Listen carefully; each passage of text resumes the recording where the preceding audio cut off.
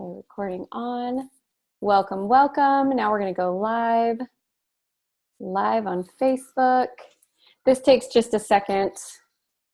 So those of you who are in live with us, we're so excited. You get extra attention when you're actually in the webinar because it means you knew you wanted to do this enough that you were willing to register and be one of those early birds versus the people who just happen across it on Facebook. So go ahead and introduce yourself to us in the chat box, and we will be answering questions. We'll be watching, for what your business is and trying to customize our discussion around what's going to fit the best for you.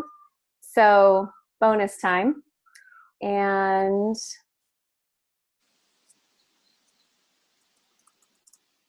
I did warn everyone earlier, I can't type and talk at the same time. Whenever I hear some clicking, I'll just chime in with some brilliant nugget of.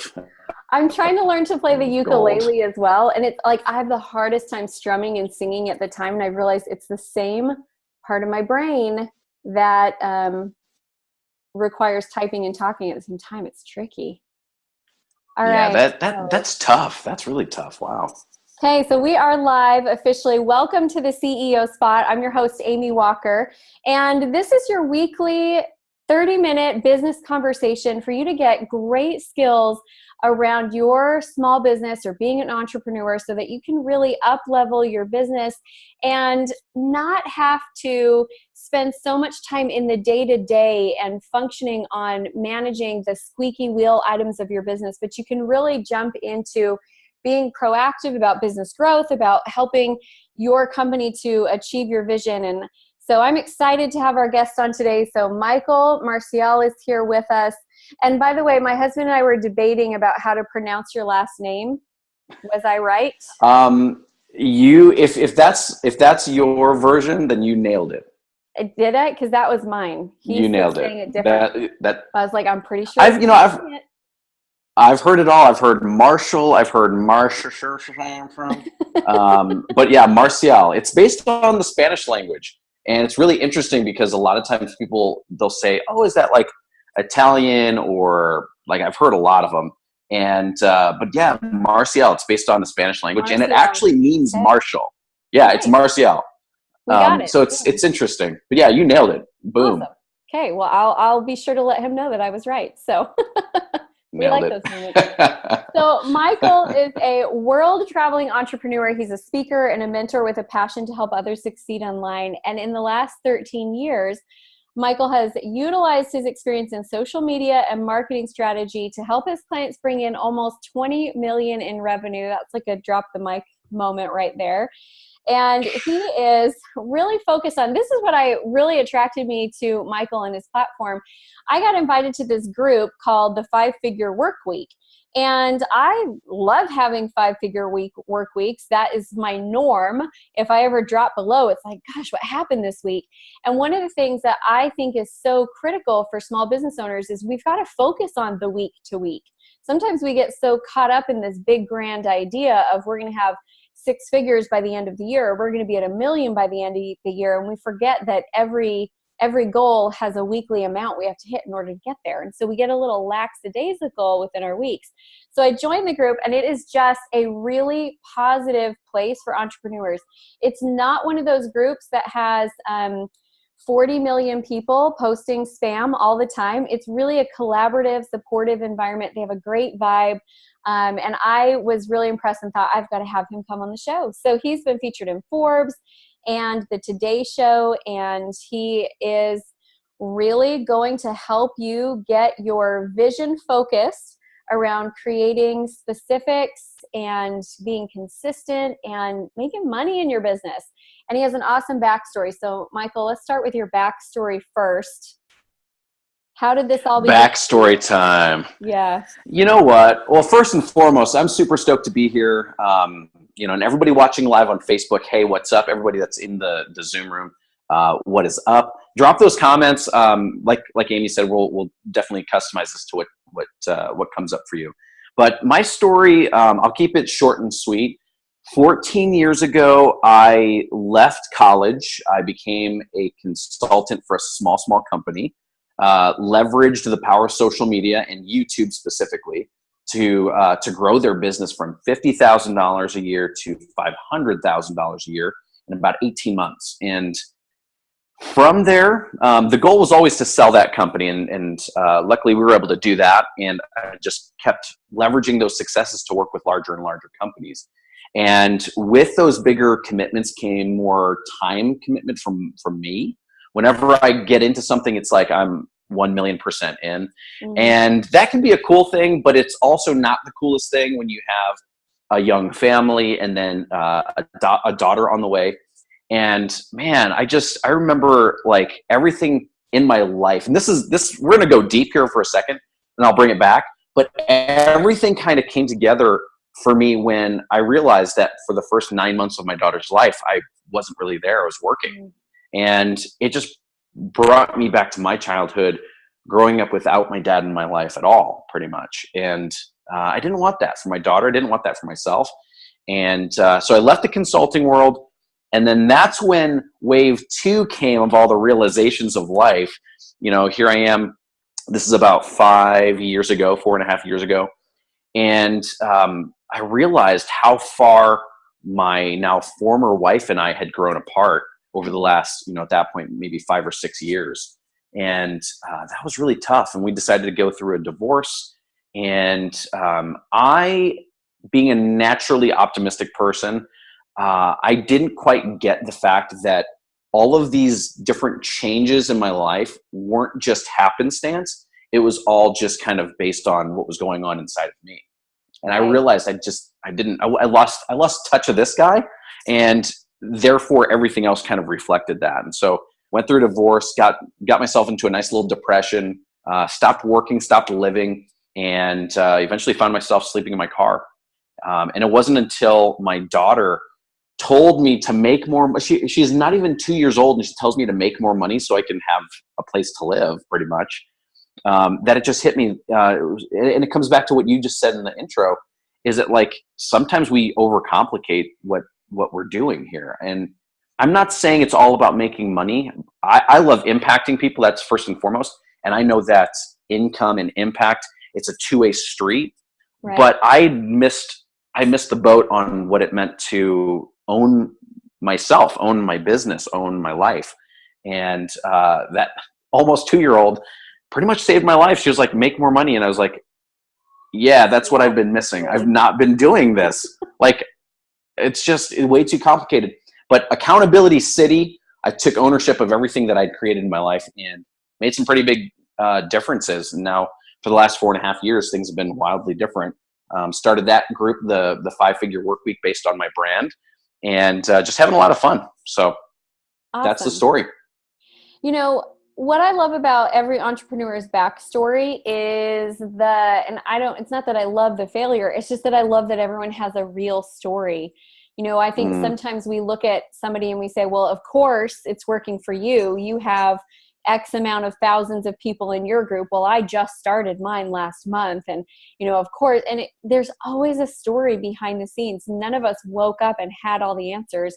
It's like success is a combination lock that has multiple different numbers. And you got to dial them all in. And then all of a sudden it clicks. So it's easy to be an overnight sensation after 13 years of work, right? Yep, absolutely. Yeah, you put in 13, 14 years, you're fine. You'll get it quick, easy. When I started my company, we hit 6 figures our first year, but it was my 7th business. And I'd been an entrepreneur for 10 plus years before I started and had been through all of the hard things. And so it was like, that last lock clicked into place. And then it went, oh, okay, now I get this. So sometimes we got to be a little patient. All right. So I want to talk about this 5-figure work week, because if you focused on that only, you would, and even if you're at the low end of it, so there's 52 weeks in a year. If you did $1,000 a week, that's $52,000 a year. And if you obviously did beyond that, you'd be looking at, a pretty substantial income for yourself, for your family, and at the same time, it's manageable. So where do you get started? What's step number 1? If you're looking at it saying, I had a $5 work week because I'm brand new, or at a $500, how do we get started? Yeah, I think that's what it takes. It's starting and understanding where you're at. There's a lot of Facebook groups, there's a lot of brands, there's a lot of businesses out there, and it's easy to get caught up in consuming content, consuming, in a way, consuming is like comparing yourself to others. You're consuming what they're doing. Mm-hmm. And that's not usually helpful in the way that most of us would do it. I think, for myself, I had to take accountability when I first started sleeping in my car. I want to be as real as possible. Sleeping in my car, to understand that, like, I was so down on myself for having gotten myself in that position. And I was seeing my friends, like people that I knew really well, doing extremely well in their business. And it still hurt. Like I took it almost personally that they were succeeding. And, I think for all of us, doesn't matter if you're just starting your business, doesn't matter if you're 3 years in and you're just hitting six figures or whatever it looks like, just know that wherever you're at, that's where you get to start. You get to totally own where you're at and understand that it's a story. It is a journey. We hear all these phrases like, it's not about the destination, it's about the journey. And I don't think it's until you live through it that you actually have learned what that means. Mm-hmm. For myself, like I can say, like, hey, you might want to hit six figures. You might want to hit 500K. You might want to hit $1 million in your business this year. But it's about the journey. And it's like, yeah, the journey, but like, I want the success. I want where's the money? The goal. I'll go on the journey as long as. Yeah, as where's the dollars? I want to get to the end of that rainbow, like ASAP right now.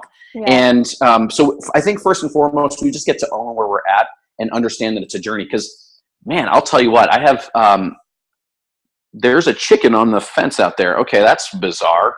So anyway, I would not be surprised to see a chicken show up in my yard. I'd be like, sweet, a chicken. Yeah, this is Utah. There's a chicken.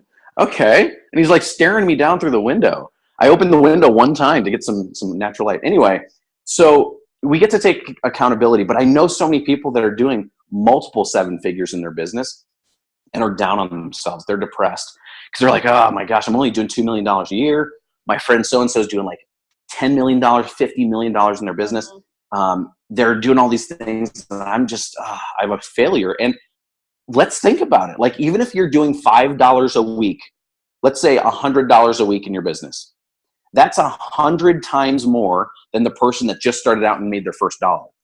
So we get to understand, like, we get to put ourselves in the grand scheme of things, that the better we get at taking action, this is my philosophy, the better we get at taking action, the more we learn, the quicker we progress, and the simpler it becomes to see those longer term goals.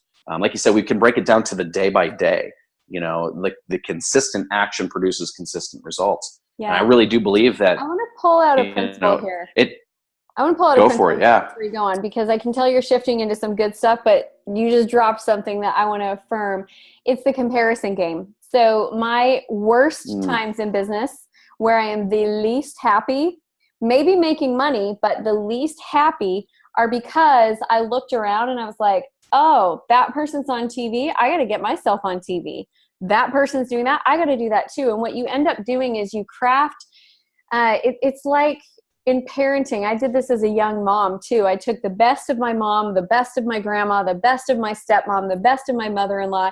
And I felt like I had to do all of that. And in the process, I lost goofy, fun, happy Amy, because I was trying to be this hyper productive, super organized mom, which I'm strong in relationships and fun, and we have a great time, but the rest of the details, like, I'm cool. I'm pretty laid back. So it created a really stressful experience during my early years of motherhood. And I think we do that in business as well, where we look around and we say, well, if Michael's got a group, I got to get a group. If, Amy's doing weekly webinars and I got to do weekly webinars, instead of looking at it and saying, what is my version of success? Because my version of success is different than yours. My version of success is really unique to me and what it feels like to run my life of 5 kids and church and business, and what does my balance look like? And when we start from that place, we come up with a really unique game plan. So no more comparison. In fact, like, write that down somewhere and post it. Like, I'm done with comparison. write it down. It's just so counterproductive. So once we can stop with that, then we can move into the game plan. And that's what I'm excited to hear from you. When you are helping somebody figure out their first step to 5 figures in a week, what are some things you have them look at to know where to focus? Yeah, absolutely. And this plays off of exactly what you just said. It comes down to a strategy. And for me, strategy doesn't necessarily mean there's one way to do something. It's like strategy means like custom to you. What do you want? And then we have to answer these questions. Well, if I need a strategy that works in order to make this thing happen, well, where am I going? What are those end goals? What am I even shooting for?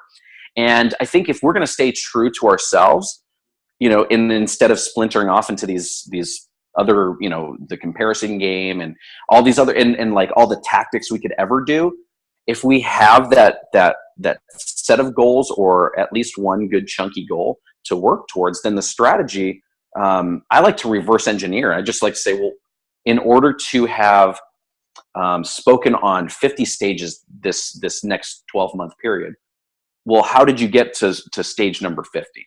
And we answer those questions. We get super clear, but first on the goal, and then we just reverse engineer it so that we have a little breadcrumb trail of action steps that keeps us kind of in alignment with what we want, what we truly want, so we don't get distracted by the other stuff.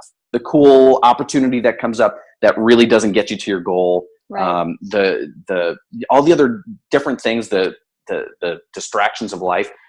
And so that's number one, is looking at our goals, our actual goals, not what we think we want to do, not what Amy's doing, not what Michael's doing. It's like, what do I actually want to do? And for some of us, it's crazy. I have a process. It's called the double funnel methodology. We look at our unique strengths and our unique passions, and we kind of mold them together. And it's so crazy what happens when I do this with entrepreneurs, specifically and coaches, because their focus has been over here and they're wondering why it's not quite working. And then we go through the process and they're like, that's because I've been going down the wrong path for the last 3 years. Because we all have this idea of what success looks like, and there's kind of this prescribed path. But I'm telling you, when I've done the John C. Maxwell's core values, money's not in my top 10. Now, I have a really profitable business, but money's not in my top 10. I'm family, I'm faith, I'm impact, I'm influence, I'm contribution. Like, those are my motivating factors. And I still struggle, because I'm highly driven. I still struggle to align that perfectly with my values. And otherwise it's like, oh, cool, this is working. Let's do more. And more work, more business ends up taking me away from the things that really bring me more joy. So it's critical that you figure out that process or the balance, I guess, between what you value most and what your passion is, and align those. And then you come up with your unique definition of success, and you like the work better, and you're willing to go the distance versus feeling like it. And I just think if any of our business owners listening feel like they're dragging themselves through their day-to-day of business, they're not on the right track. Do you agree with that? Oh, absolutely. Absolutely. But I think that's what humans do, especially creative people and competent people. It's like, we have all these great ideas. We've learned a lot. We've seen what other people are doing, even in our own industry or niche. And then because we're capable, we're competent, we feel like we should just go and do all those things and we'll have success. And here's like, if we want to get even deeper, like you said, when you really tap into the thing that you love the most, like it could not be business related at all. It could be having time for yourself. It could be travel. It could be family. It could be all these other things. And when you tap into that, what happens? We're happier. We're more focused. Even like we look at our time differently.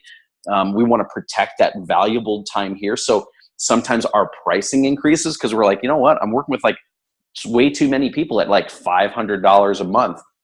Maybe I should add a zero to the end of that.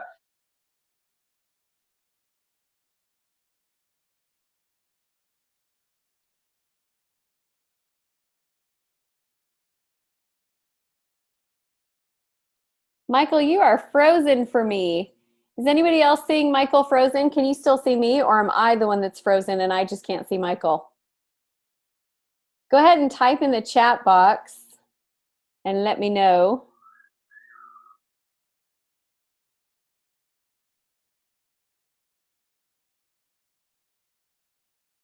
Okay, he's frozen. Okay. I was just wondering, is it me that's frozen or is it him that's frozen? So we're going to let him get unfrozen here. He'll probably be back in just a moment. But while he's frozen, wait, are we unfrozen? Okay, you're unfrozen. You froze for a little bit. I'm unfrozen. You were frozen. Yeah, like empowered looking pose though, so that was good. Well, that's good. That's all right. I just noticed that I tried to like jump onto my Wi-Fi. I went straight connection to make sure that I was good, and I forgot to turn off my Wi-Fi. Do I look upright to you? Yeah, you're good. Okay. Okay. Cool. Okay. Well, that's good. But here's what I see though: is where people look at all of these different tactics because they see other people doing them, who they think are successful. And so it's this really interesting thing that if we go back in time, I'm on the call with them and I hear them say, I want to do all these things so that I can do all these things, so that I can do all that, so that I can be successful. And I asked them, I'm like, so that sounds like a lot of time. Didn't you just say that you wanted to spend your time traveling with your family? Because you're going to be working 60, 70, 80 hours a week trying to do all those things yourself or your small team. And so what's really going on? And they're like, well, I saw so-and-so doing it. Or I see these people, doing these things, and I figure if I do that, I'll have success. But it comes back to that strategy and like knowing what you really want. Yeah. And side note, I'm not going to call out anybody. That's not the point of saying this. But some of the people that we think are successful are in the same boat we are. Yep. They're playing the act as if game, a little too strong, the fake it till you make it game. And they look the part and they look so good at what they're doing. And then they're telling people what they're doing, but it's not really working. And so then we go follow that. So I don't think we realize that until we reach a certain point in our business where you're talking to those other influencers in your space. And they're like, yeah, man, how do you like do what you do? I'm like, why are you asking me that? Like your business is supposedly killing it. And they're like, well, yeah, I mean, it's just, and then you get it. Then you understand that like maybe it's not what you think it is. And so then everything else becomes a smoke and mirrors game. And then it's like, okay, well, what is real?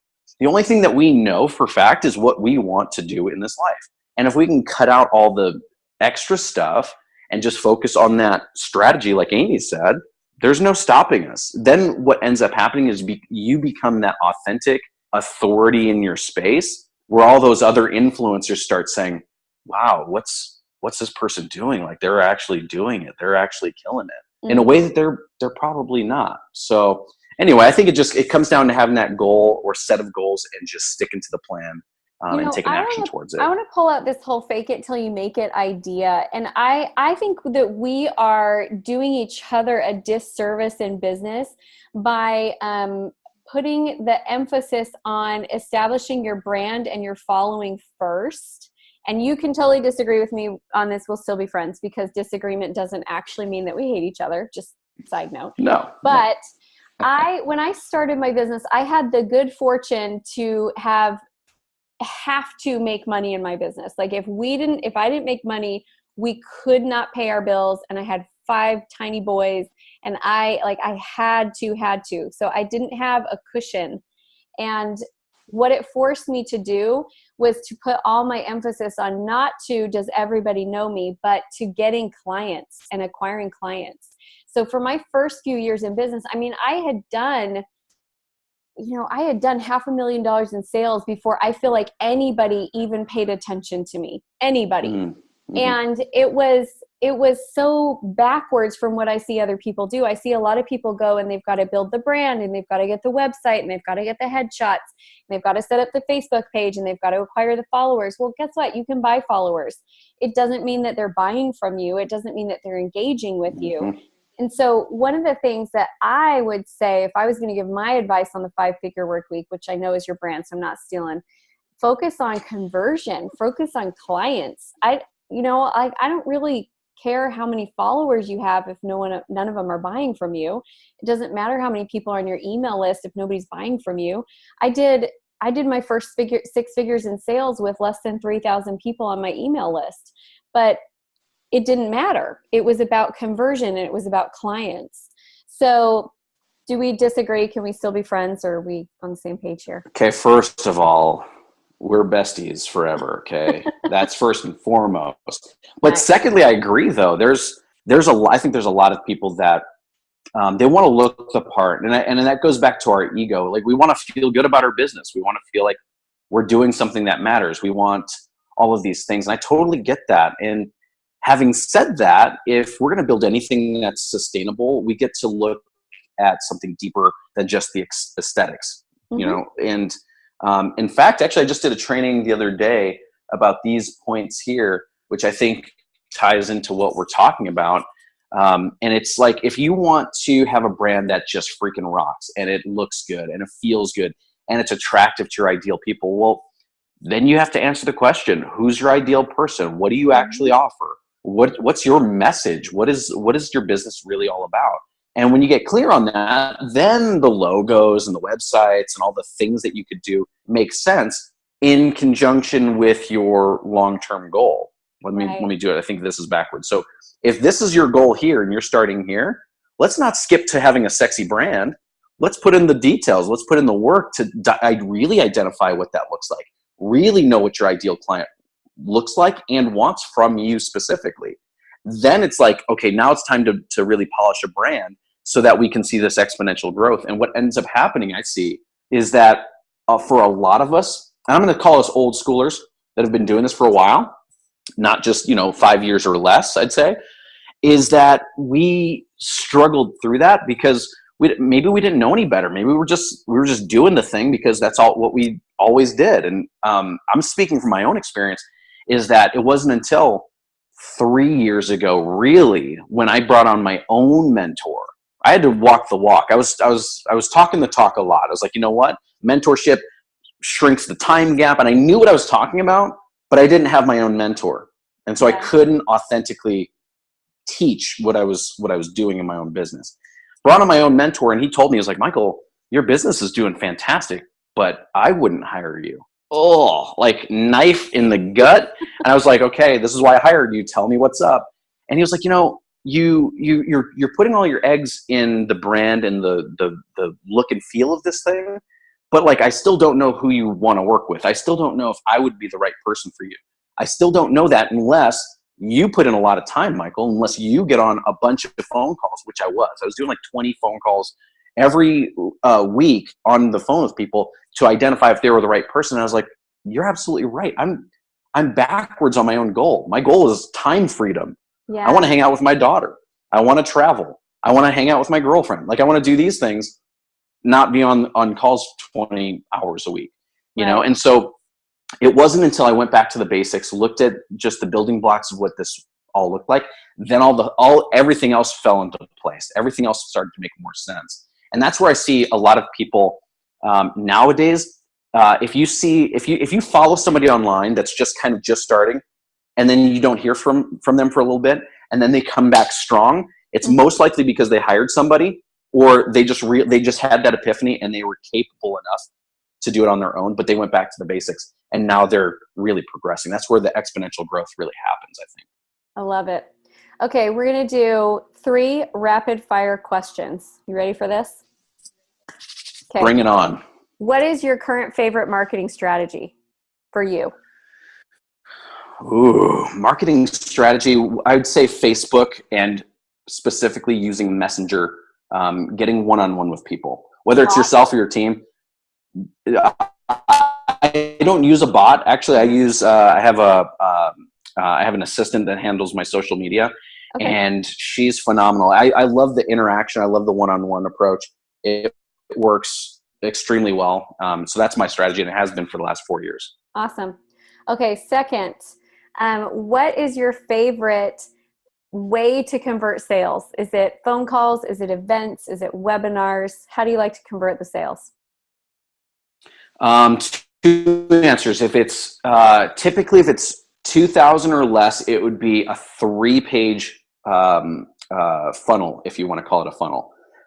It's literally an info page, registration page, and a thank you page. That's it, and that converts really, really well if you set it up well. If you have some good stuff in the beginning to attract the right people. Above 2K, it's on a phone call, usually 30 minutes to 45 minutes. And I have a process called the 5-figure close, which is in the community. If you guys are part of the 5-figure Workweek mastermind, I have a training video called the 5-figure close, what it sounds like, what it looks like, how it's set up, what the structure is like to be on a call. So I love the call. I love the interaction. Awesome. Okay. Last question. This is one of my favorite questions for entrepreneurs. What's your next? So meaning when you accomplish everything that you can envision for business and your business is just rocking and it's all running smoothly, fully automated, what is your next contribution? How do you serve the world? Okay. Next contribution. And I'm letting the cat out of the bag because I've not told anybody this, Amy, not even one person. The next, it's juicy. The next is to take the online component of what I'm doing and turning it into a larger scale event. That is what I call for purpose. There's a give back component of the event itself. But that's the next thing. And I want it to be something that's so accessible for entrepreneurs, coaches, speakers, mentors, online business owners, small business owners, that it's like the thing that everybody wants to be a part of. But there's that give back component, and that's really big for me. So that's the big next thing. Awesome. You heard it here first. I love it. Well, thank you so much for being on with us. Those of you who are watching us on Facebook, or you're actually in the webinar with us, if you want to continue to have conversation and connect, I would invite you to come join us in our CEO Spot group where we can continue the conversation. And also make sure you go and check out Michael's group. Michael, do you want to tell him what's the best way to connect with you? Yeah, absolutely. So the easiest is if you're already on Facebook, or if you want to jump over there, you can just search 5-figure Workweek, the number 5. I guess this is backwards, but the number 5-figure Workweek, the mastermind. You can always hit up the website. It has more information there about me and what I do professionally outside of the mastermind. michaelmarcial.com. Awesome. All right. Thank you all for being with us. Great way to spend your lunch break. And we hope that you have a powerful rest of your day. Thanks, everyone. See ya.